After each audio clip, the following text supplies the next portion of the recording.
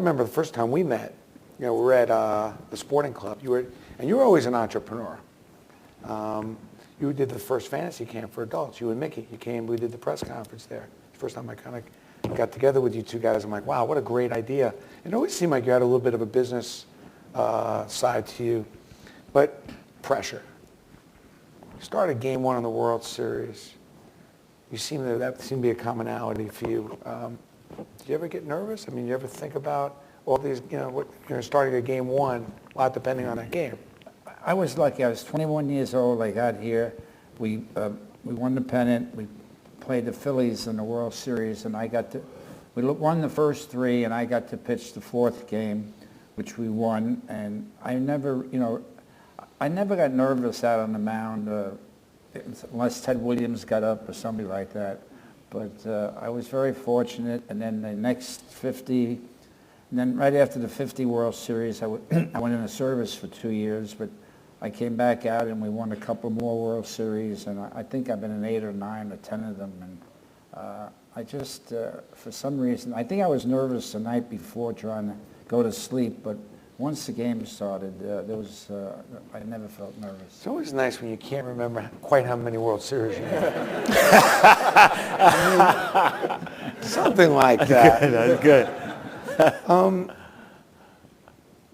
What was going on in 61? Seemed like you had a hell of a year. What was going on? Something a little special there for you? If you can recall back, what kind of rhythm you got there? Yeah, 60 World Series was something I try and forget.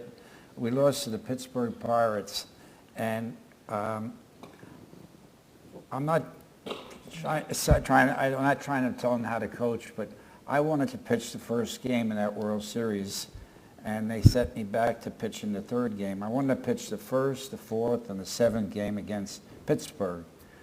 And I pitched the third game, pitched a shutout, we won.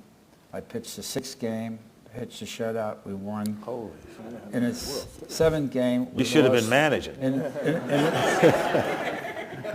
In the seventh game, we lost 11-10 in Pittsburgh on Bill Mazeroski's home run, and that was one of the worst days of my life. Even though I had won a game the day before, the whole team felt terrible about losing to them, and we really outplayed them. But probably because you didn't get your World Series share money. That in About those days, $4,500 one. yeah, it was about $4,500. I didn't really worry about the World Series money.